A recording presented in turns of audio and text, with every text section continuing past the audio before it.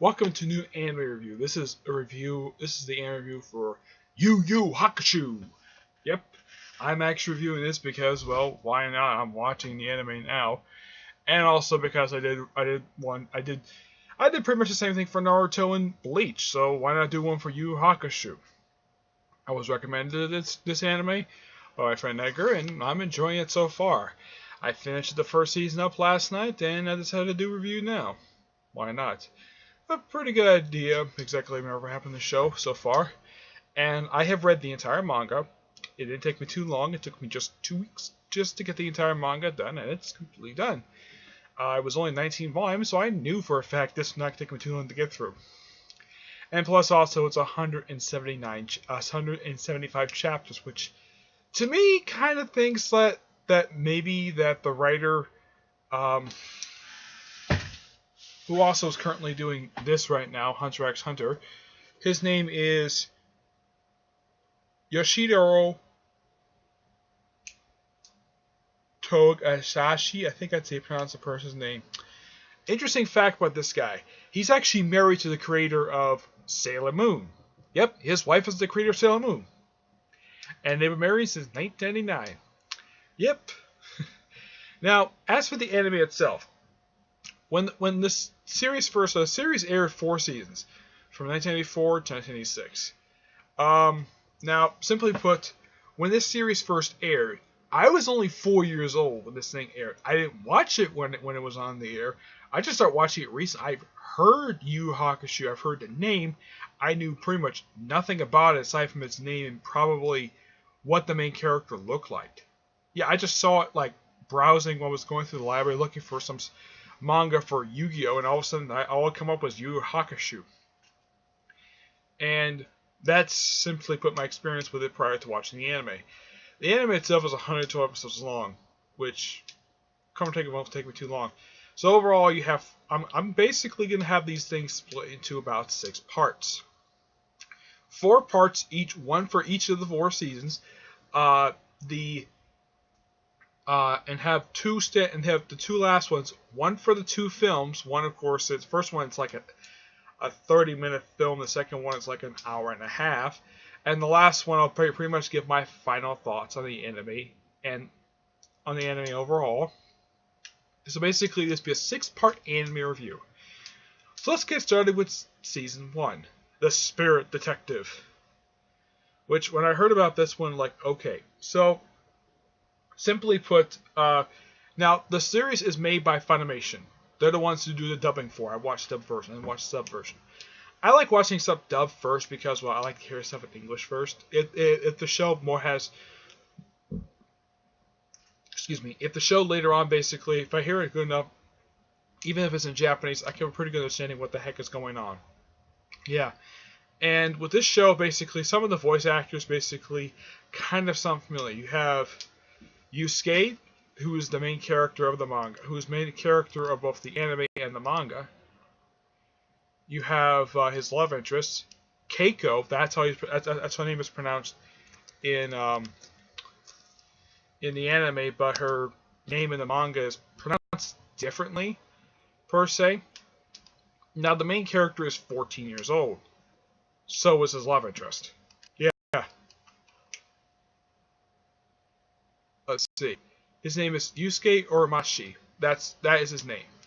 The other characters are Botan, who is basically the Grim Reaper and the Guardian of the River Styx. Lovely woman, and unlike in the manga, which I only saw black color, so I had no idea what color her hair is. Yeah, her color is believe it or not, it's blue. And she kind of reminds me a little bit of Bulma in a way. Kind of. Mainly because the fact some of the voice actors are basically just veteran actors that the anime is known for using. There's also, let's see, what's his name? You have Kazuma, which, when you see this guy, anybody who's never watched this anime before, and the way he acts in the show, he's basically the show's version of Guy Gardner. How? He's got red hair, he gets frequently punched in the face, he's in love with a woman who has ice powers, and the guy is a jerk, and the guy basically has he has his own stuck-up attitude. So simply put, even though that he's a likable jerk, and the fact that he's a very good person in the show, though he has a soft spot for kittens for some reason. Yeah, I think that's a little odd, though. You have a character who has a soft spot for kittens, and he has a sister. Lovely woman, by the way. Not know much known about her, except that she has spiritual energy like he does. And like the main character, he has his own spiritual weapon. His weapon is an energy sword, which in the anime, they gave it the sound of a lightsaber. I'm not kidding. And this actually, his sword comes about, I believe it's the third official arc of the series, because each arc is pretty much for the first season is pretty much about 4 to 6 episodes apiece. I would say the longest arc of the entire season is probably, I'd say the second arc, I believe it is. No, it's the third. The third arc is by far the longest, because the first arc was 5 episodes long. It's kind of in a way the first book, in basically of Yusuke when he dies in the first episode. He dies also in the manga as well. Oh, they do make one change from the manga to the anime. In the manga, when you first see his mother, her robe is open and you can see her underwear. In the anime, it's closed. I kind of get the reason why they did that, because I'm sure they probably have younger viewers basically watching the show, and since they probably market this for probably early teens, basically seeing a woman in her underwear in an anime, a fighting anime, probably makes no sense. So I get the reason why they changed. It's a minor change, but a lot of it pretty much sticks to the original thing. Though the last arc of the season seems like it's filler, because I don't remember happening in the manga. After they do the 5-parter, of basically Yusuke basically coming back to life, and there's one episode, and I still think this is funny in the human episode, Requirement for Lovers, where this little girl, basically who works for the King of the Spirit World, who actually he's the son of the King of the Spirit World. His name is what's his name? His name is Konama. He's this guy who has the appearance of a toddler, who has a pacifier in his mouth and a hat that says Junior. Yeah, and in the show's second arc, when Yusuke is given his first case as spirit detective. Oh, and by the way, Yusuke is simply a jerk. And he does some kind of pervy things. Like in the first episode, he lifts up Keiko's skirt to look at her panties. And he does this on purpose. Now, it's mentioned in the pilot episode that the color of the school uniform is supposed to be blue, and yet Yusuke wears green. No, seriously, he wears green. I have no idea why he did that for. He has sort of a rebellious attitude. Half the time, he doesn't care to go to school at all. And he's basically, he's 14. His mother is 29. Yeah. So that means she's 15 years older than he is? Yeah, I've heard in the manga she was actually 14 when she gave birth to him. Yep. And his mother smokes and drinks a lot. And I do mean a lot. And they even tried to, when Kazuma is introduced in the pod episode, he's, of course they do this in a flashback, he gets beaten up really quickly in less than 5 minutes. This was after Yusuke basically just left the school. After one of the teachers basically was berating him, and what seems like he's the principal, I think he is, and he seems to be more on Yusuke's side. He wants to basically help him succeed. That's what he wants him to do. And that's simply when it comes to him. Now, in the show, he's referred to as basically going to junior high, which, when we think of it nowadays, junior high is equivalently middle school. He's essentially an 8th grader. Yeah, he's an 8th grader. Yeah, he's an 8th grader. That's simply how I see him as. Why do I see him as an 8th grader? Because, 14 years old over here generally means 8th grader. But it's different over there, and how they do stuff over there is quite different how they do over here. That's what Japanese are. And the fact that their high schools are what I've seen from the I've never been over there to see what the high schools actually look like, but they have school uniforms, and the girls basically look like sailors, while the guys wear these like button-up shirts with collars, and they're basically their jackets. And some of the time when you see these characters in the anime basically wearing these things, they usually have a white shirt underneath, or they don't wear a shirt at all. And usually have to wear matching pants, and a lot of the time black dress shoes. Over here, if in fact that the public school system basically, if it was a requirement for all students to wear uniforms here, guess what happened? No student would ever obey it. Why? Because they want to wear a t-shirt and shorts at school. Though I went to a private school, so I had to wear a polo shirt and dress pants almost like every other day when I went to school.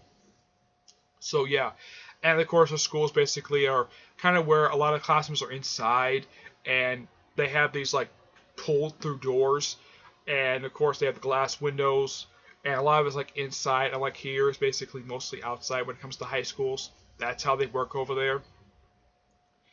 But yeah.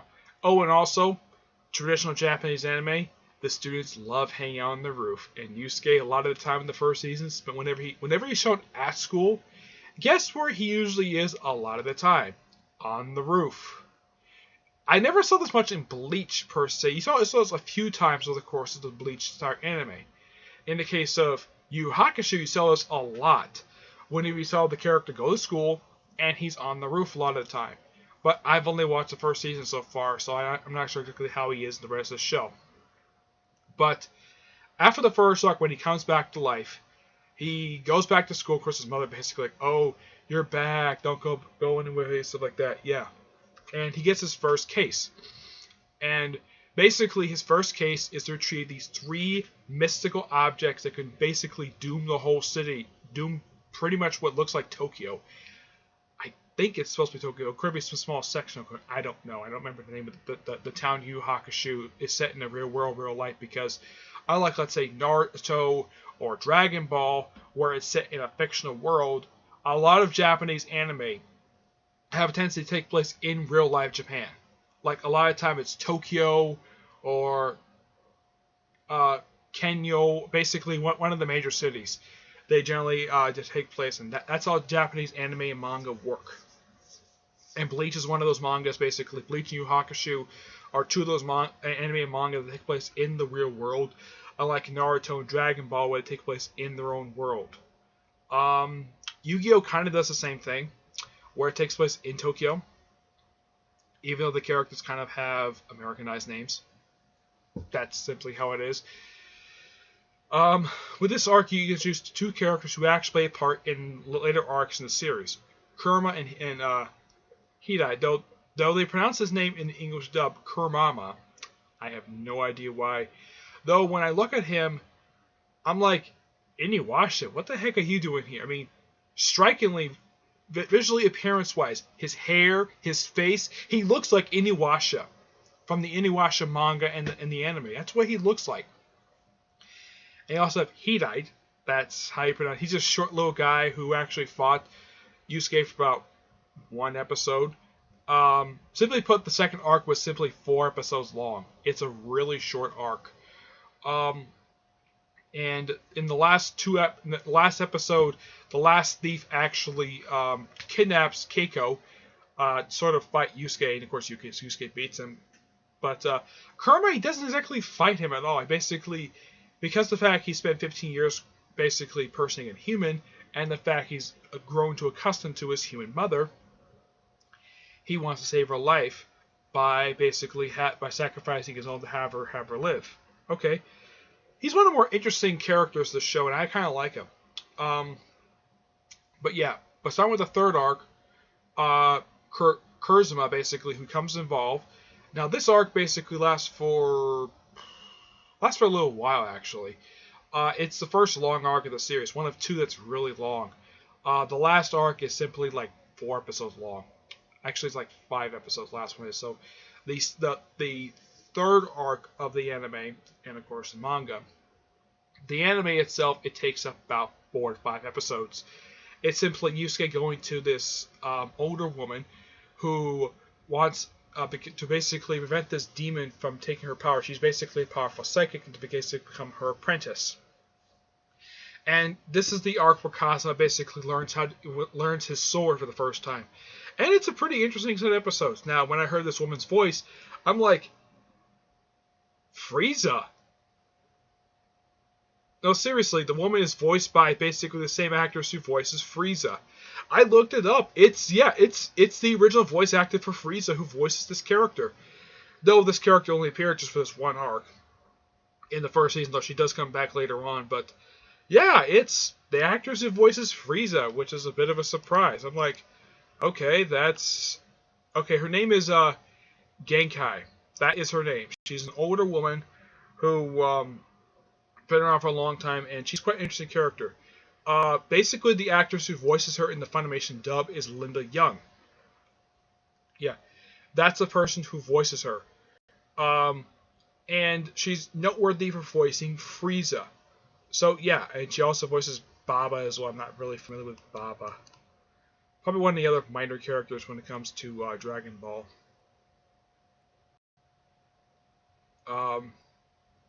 I think it's Fortune Teller Baba. Yeah. Basically, she is...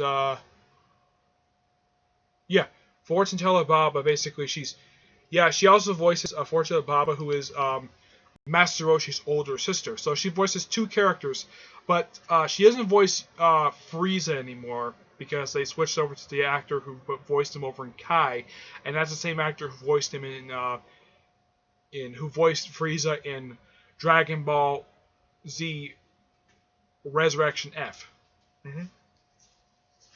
Let's see what else. Yeah, it's a really good set of episodes. You get a little more chance to see what Yusuke basically is for aim. And basically, the demon who he poses as is quite a bit of a surprise. It's an interesting set of episodes, and it's more expansion of basically what's there. Now, the fourth arc is very interesting. It becomes more of a grander scale of an arc. This one takes up a good chunk of episodes. This one also takes up about 5 or 6 episodes. It's basically Yusuke, Kazuma, and they go to this demon city to stop this group of demons who are held in this booby-trapped fortress. Apparently, they've held there for years, and they have to go there and destroy this whistle, which basically is basically a flute. Yeah, when you see it, it's basically a flute with this big handle with this big, like, I don't know, kind of seems like a big top part at the end. But yeah, they have destroyed this thing in order to advance forward. Now, I remember this particular arc kind of a lot more better than the other arcs from the manga. This one was actually quite interesting, because by the time it gets to the last one, they actually sort of start affecting people in the real world. And also in the previous arc, that's when Kazuma was introduced to Bonton. Yeah, that's when he first met her for the first time. And here's something really weird. As soon as he sees her, he becomes infatuated with her. That is until the last arc of the season when he gets infatuated with eye separation. Yep. And yeah, and he basically volunteers because, well, these creatures are affecting his city, so he wants to go and help out Yusuke. Fine. So I guess Yusuke probably needed some help, and then later on they sent the 2 of the 3 thieves. Now, the third one of 3 thieves from the second arc of the season, Yusuke killed them. So yeah, one villain died. So over the course of this entire season, you have a few of the enemies die. Yep. So yeah, and he basically wants the reason why he helps out Yusuke because he wants a rematch against him. Fine. So they go in, they battle all the demons, and of course Kazuma loses his jacket along the way, and it's a really epic set of episodes. And out of the entire season, this is probably the best arc of the entire season. This is probably tied with the previous arc as probably a really big and really, it's the most epic arc of the entire first season.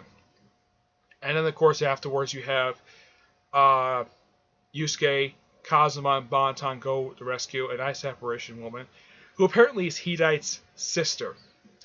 No joke, it's his sister. Now, I don't remember this particular arc from the manga. I don't remember if it was in the manga. I don't really remember.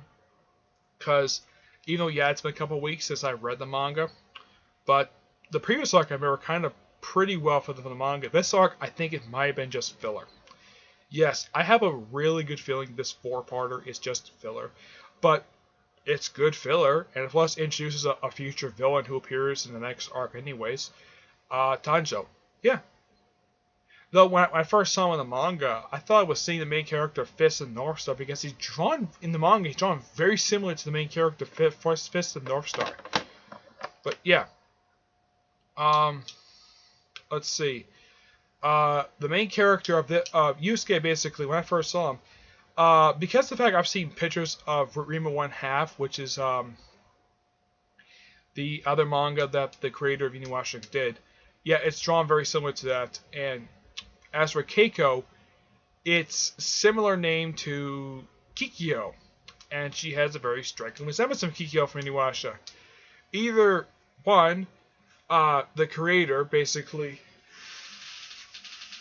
let me get his name here. I have one of them. Either Togasashi, either one, he actually got influence from that particular, from the Inuyasha manga, or two, and this is a really big two, or two, the creator of Inuyasha basically took inspiration from the Kurama. I should mention though, he basically was later the nine-tailed fox from Inuyasha, from Naruto. He's actually named after Kurama from this manga. If you look it up on Wikipedia, it's mentioned on there that Kurama is named after the Kurama from Naruto is named after Kurama from Yu Hakusho because Kishimoto had it took a lot of inspiration from several different sources to create Naruto. Not only Yu Hakusho, but also Dragon Ball and a few others, but mainly just those two in particular. But Dragon Ball a lot took a lot of inspiration for a lot of the characters. But Kurama from this particular manga and anime was basically he gets a character named after him in Naruto, basically the nine-tailed fox. But this is a really good season overall, and I am going to start watching the next season really soon, so I'll give my thoughts on that. Probably the video will probably be up in about 2 or 3 days, because the next season is 31 episodes, not this season. The first season was 25 episodes. The second season is by far the longest of 4 seasons, which is 31 episodes. 3 is 27, and the final season is the shortest, which is 18 episodes. So it's not that long of a series. And I will get a chance. I will watch the films, the 2 films Yu Hakusho had after the series is finished. Yeah. Excuse me. Despite the fact that the movies came out during the series, I rather not interrupt the flow of watching each season. Okay, so that's it for this particular part. Stay tuned for part 2, where I'll talk about season 2 of Yu Hakusho, the Dark Tournament Saga. Okay, but until then, I will see you there. Bye.